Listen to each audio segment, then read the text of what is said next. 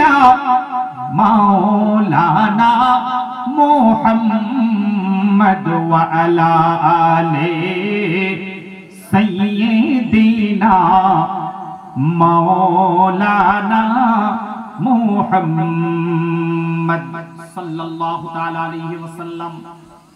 ভাইরা বাবাজিরা আমার, একদিন দয়ার নবী রাহমাতাল লিল আলামিন শাফিউল মুযনাবিন নবী আমার ইমামে হাসানকে ইমামে হুসাইনকে কাছে বসিয়েছেন।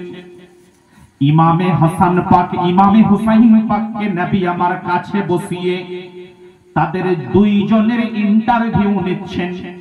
इंटरव्यू लेने वाला नबी मुस्ताफा, इंटरव्यू देने वाला इमामे हसन एवं इमामे हुसैन, मौला हसन मौला हुसैन इंटरव्यू दिच्छेन और नबी आमार इंटरव्यू निच्छेन।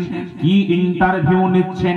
दयार नबी आमार इमामे हसन के प्रथमे जिज्ञासा करेछेन, এই ইমামে হাসান বলো বলো আমি নবী জানতে চাই তোমার থেকে দুনিয়ার মানুষ যদি তোমার সঙ্গে খারাপ আচরণ করে, দুনিয়ার মানুষ যদি তোমার সঙ্গে অন্যায় করে, দুনিয়ার মানুষ যদি তোমার সঙ্গে দুর্ব্যবহার করে, এই ইমামে হাসান তুমি তার সঙ্গে কিরূপ আচরণ করবে?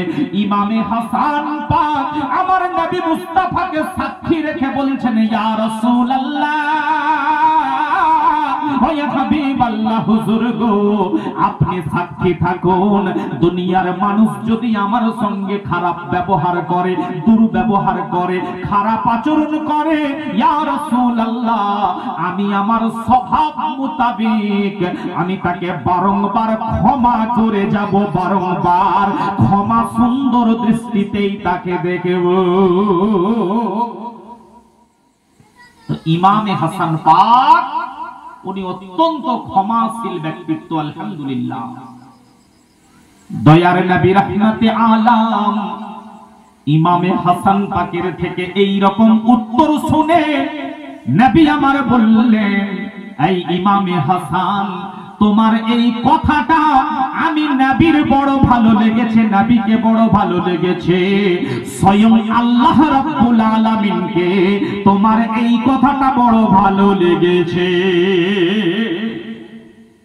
ইমামে হাসান পাকের ইন্টারভিউ হয়ে গেল, ইমামে হুসাইন পাকের ইন্টারভিউ নেওয়া হচ্ছে। দয়ার নবী আমার বলছেন, এই ইমামে হুসাইন, এই ইমামে হুসাইন দুনিয়ার মানুষ যদি তোমার সঙ্গে দুর্ব্যবহার করে, তোমার সঙ্গে অন্যায় করে, নবীর খেলাফ বলে, কোরআনের খেলাফ চলে, বলো বলো হুসাইন তুমি তার সঙ্গে কেমন আচরণ করবে?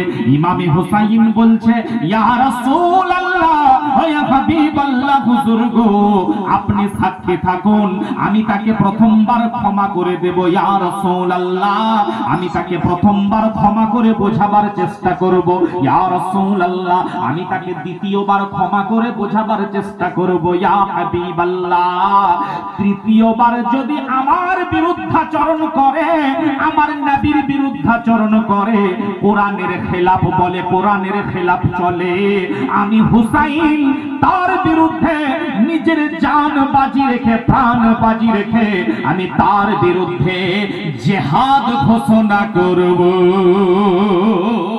দয়ার নবী রাহমাতে আলাম বলছেন, এই ইমামে হুসাইন তোমার এই কথাটা আমি নবীর বড় ভালো লেগেছে, বড় ভালো লেগেছে, তোমার এই কথাটা আমার আল্লাহ বারগাহে ইলাহিতে কবুল করে নিয়েছে। নবী আমার ইমামে হুসাইনকে বলছেন, এই হুসাইন তোমার এই কথাটা স্বয়ং আল্লাহ পাক বারগাহে ইলাহিতে কবুল করে নিয়েছেন। জোরে বলে সুবহানাল্লাহ। ইয়া হুসেন ইবনে আলী